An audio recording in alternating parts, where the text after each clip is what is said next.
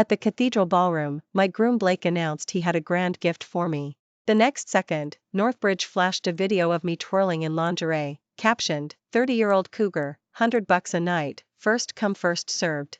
Gasps ricocheted through the guests. He slapped me so hard the ballroom rang. That desperate for men, are you? I laughed in his face. Aren't surprises your thing? The question froze him. Then the tech in the duckbill cap chuckled, surprise, sweetheart? She tugged the brim off, and the face Blake mooned over in every dream blinked into view, his little junior, Brielle. She skipped to him and hugged him tight. Like my present? Next she tilted her head at me, all innocence. Chill, sis, just joking. You're not mad, right? Before we go on, smash subscribe and drop your city in the comments. Joke? I smiled thinly and slapped her so hard she sat on the marble. He exploded. You psycho, hands off her. Ah, can't take a joke? I glared at the two cheaters, nausea roiling. I'd had it. How many stunts now? Ever since Brielle popped up she'd sprinted past every red line. She fried my MacBook and giggled, you wanted a new one anyway, thank me later. She napped in his bed, just testing the mattress, relax. Those sleazy little jokes vacuumed the last atom of love I bore him. Wedding over, I decided. I spun toward the aisle to get my parents out, but Blake blocked me. Apologize to Brielle. Apologize? I laughed again, jabbed a finger at Northbridge. That slander doesn't warrant one? He looked from me to her. She's a kid, why stoop to her level? I paid him back with a slap. Before he could speak I said calmly, you hit me for that clip, fair's fair. You, Caldwell, your fiancé's so petty, Brielle whined. How will she survive Riverdale galas if she can't even take a prank? Slapping me is one thing, but you? He lapped it up, stroking her hair. Hush, monkey. Wrong place for pranks. The tone scolded, the eyes cooed. I mean, you two have very thing. I had to get creative, she cooed back, then smirked at me. Word is chicks your age drool over male models, so I uploaded your clip to the model pool group chat. They're thrilled. You're welcome. I answered her stare with another crack across the face. Serena, that's it. He yanked her to his chest. Keep this up and we scrap the wedding. I gave a brittle laugh. Sorry, but we 30-somethings hate losing. Whoever stings me gets stung back. You, he shook. Brielle said it was a joke. Get over it. Guests had heard enough. Since when is revenge porn a joke? Man, if anyone did that to my wife I'd be toast. Well, Brielle's his protege, so. The murmurs thundered, his ears burned crimson. My parents shot Caldwell a look cold enough to frost champagne. If you find our daughter lacking, say so, don't humiliate her. They'd never rooted for this marriage, I'd bulldozed them into it. Karma, served steaming. Madam Sterling, please, our Blake didn't touch the screen, that Shin girl did, Caldwell protested. Exactly, his wife echoed, then scolded Blake, control your guest, now. Cornered by his parents, Blake dumped the blame on me. Happy? You've torched your own wedding, what do you gain? My fault? So Brielle's innocent? Guilt flickered in his eyes, yet he still squeezed out, Brielle, apologize. She rolled her eyes. Fine, Grandma, chill. Sorry, there, satisfied? That half-hearted squeak earned his thumbs up. Good girl. But your hag hit me, doesn't she owe me? Brielle sniffled, crocodile tears wobbling. His heart shattered. Protocol forgotten, he barked at me, say sorry. I stayed silent, she bolted sobbing. He chased her to the door, pausing only to spit over his shoulder, clean up your mess. Caldwell stood agape. Blake, this is your wedding. He hesitated a beat, muttered, Brielle can't handle stress, and disappeared. True love, folks. I slow clapped. Then I tapped the mic. Ladies and gentlemen, the groom's heart is spoken for, so I'm granting his wish. Ceremony cancelled. No amount of Caldwell apologies could glue the day back together. Mom and Dad marched me out, speed dialing every contact. Within minutes every joint venture between Caldwell and Vance froze. Guests yanked endorsements before the confetti hit the floor. Bottom line, Brielle just cost Blake 7 figures and counting. Still, calling off the wedding wasn't enough. I rang Brielle's university. She likes jokes? Let's enroll her in Karma 101. Before the call cooled, my assistant messaged a trending tab clip, half an hour old and already viral. Brielle, selfie cam rolling, yup, that old crone's ceremony went poof. Hubby caught her soliciting. Want the latest? She spammed the model pool group chat herself, so thirsty. Screenshots here. Sugar daddies, line up, she's loaded. She plastered my face and a burner number across the screen. My phone erupted with creeps. I had the line killed and a new SIM overnight. Explaining the swap to clients would be fun. Whatever her aim, she'd kicked titanium. I phoned Blake to warn him Brielle would be subpoenaed. He let it ring out. On my second try a text flew in, enough. Brielle hasn't eaten since your meltdown, happy? You blew up our wedding. It's off until you grovel. I laughed until my ribs hurt. Hadn't Caldwell told him? I typed back, too late, wedding's dead. I've sued Brielle, want to save her? Trade me projects. Love's off the table, let's talk cash. Prenup spreadsheets, dowry, the lakeside villa we'd been living in, mine, courtesy of mom and dad. Caldwell could afford one, but I loved South Point and they had a spare. In the car, mom kept patting my knee. Plenty of decent men out there, promise you won't do anything drastic. When I met my parents' worried eyes, I raised my hand and swore, I'm over him. That let them finally exhale. After I walked them out, I drove straight to the lakeside villa.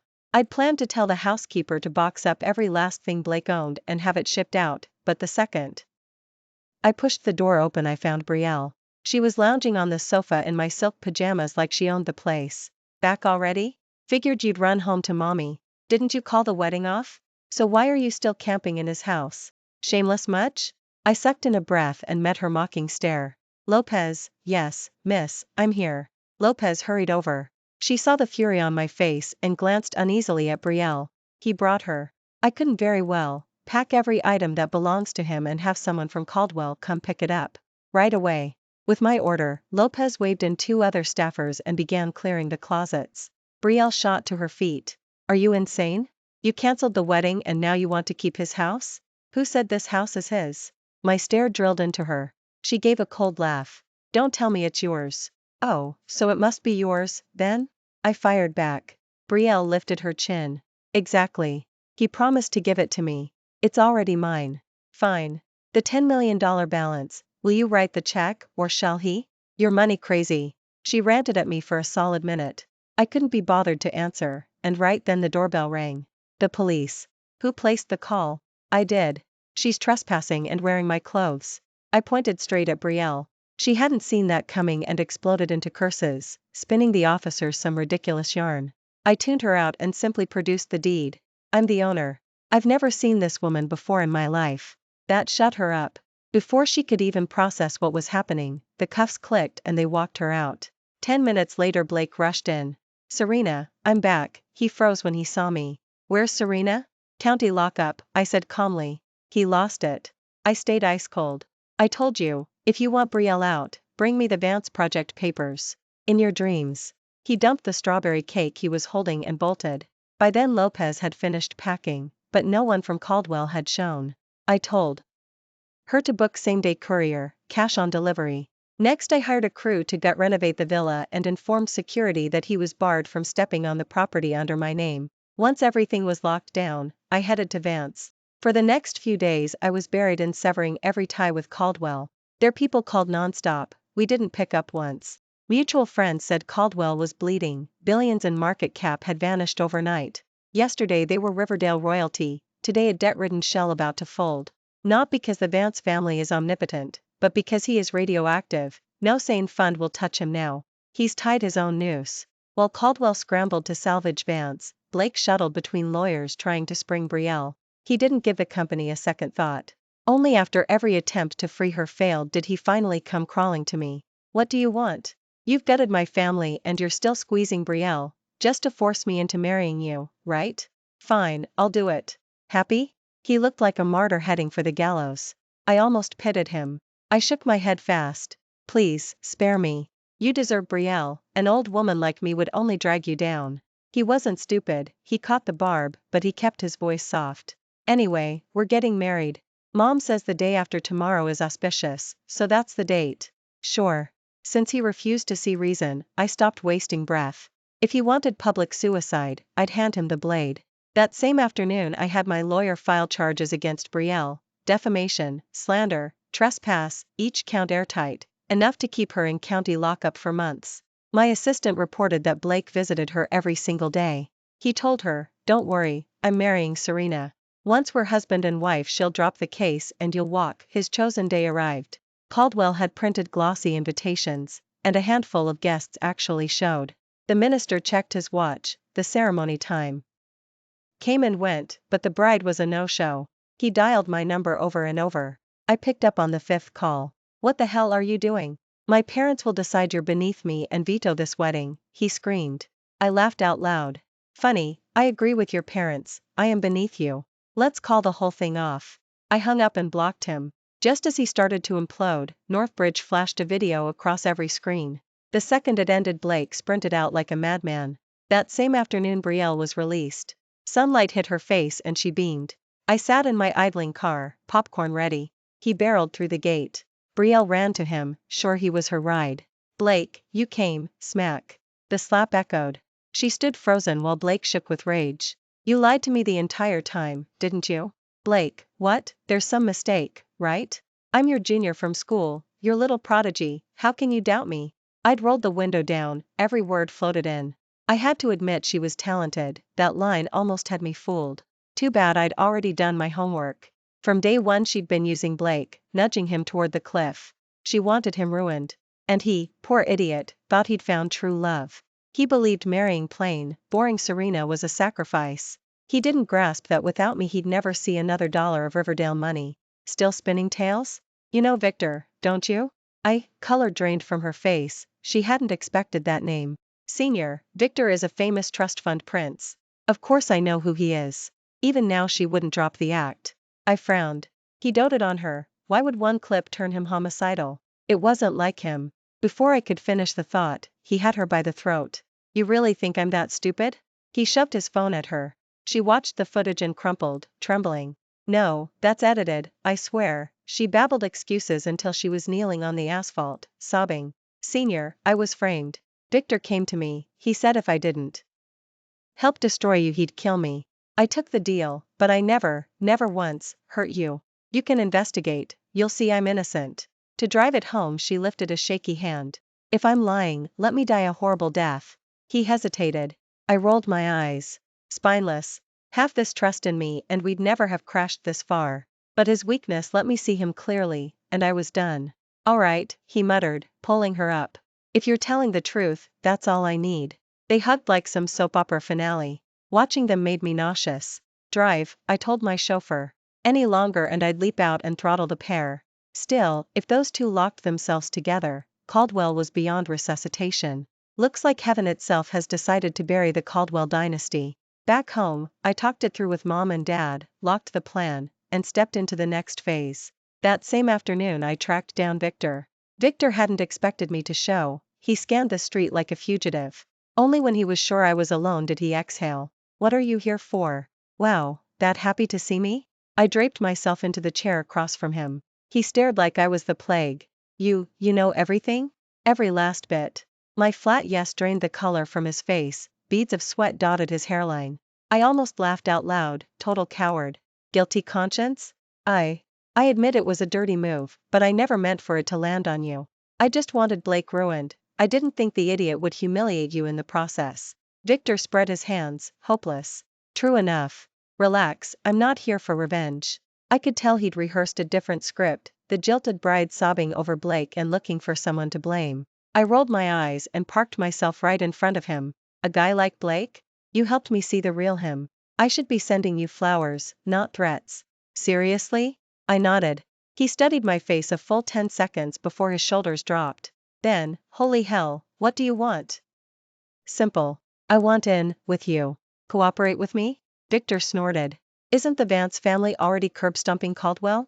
They're roadkill. Why rope me in? I met his wary stare and cleared my throat.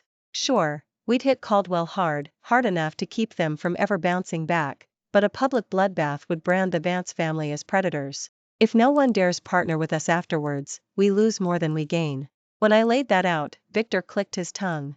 Smart. Reputation's the last currency you can't print. I walked him through my blueprint, watch his pupils widen. Damn, girl. That's nasty, in the best way. Handshake. Deal sealed. The moment I left, I told Mom and Dad to freeze the Caldwell siege. Then we posted a statement, the Vance family ceases all hostilities toward Caldwell. While his conduct was deplorable, we will neither invest in nor impede others who choose to. Business is free, integrity is not. The wording sounded magnanimous, polished our image, and still left Caldwell gasping. Within hours, Caldwell reps were camped on our steps. When I pulled up, they were haggling with the house manager. Look, Serena adored our Blake. She's just angry. Block us now and she'll fire you tomorrow. We practically raised Serena, it's a temper tantrum. Let us in. I'd heard enough. I stalked over. Quite the confidence. Caldwell froze, then produced a brittle smile. Serena, sweetheart, you're back. His mom reached for my hand. I sidestepped like she was radioactive. She grabbed air and snapped. Think carefully. He still wants you. If you pass, your son is a prize I can't afford. Besides, his heart's always belonged to Brielle. You finally got your wish. I let the sarcasm hang. They fumed but had no ammo. We're here to speak with your parents. Move. Mom, Dad, I called, loud and sweet. They stepped out. Caldwell showered them with compliments until their voices cracked. Mom waited until they ran out of breath. So, you want a partnership? Exactly. No in-laws, just profits. Sure, we'll think about it. Caldwell left beaming, certain a lifeline existed. We practically burst a lung laughing, the arrogance. Everything wrapped, we went out and toasted the sunset. Next sunrise I headed to Vance. With Caldwell cut loose, we had to double down on the lose, meaning Victor's younger uncle, the one who still makes me sweat. He's only a few years older than Victor but radiates Shark Tank energy, decision, execution, profit, no wasted motion. 3 years in, he'd bagged a Riverdale youth cover and turned Vance into tech royalty. These days he just drops by family ventures and they stop wobbling. So when he strode in, I dropped the sass and greeted him like visiting royalty. Lou, I didn't expect you personally. That coward nephew of mine is scared you'll bite, so here I am. His smile was velvet, the eyes pure titanium. We hashed out term sheets until my assistant barged in with lunch alarms. Embarrassed, I invited him to my regular spot, and walked straight into Blake and Brielle. They froze. Blake recovered first, stepping in front of Brielle like I was armed. Can't stand seeing us happy? You stalked us here? I almost gagged. I tugged Victor's uncle toward the stairs.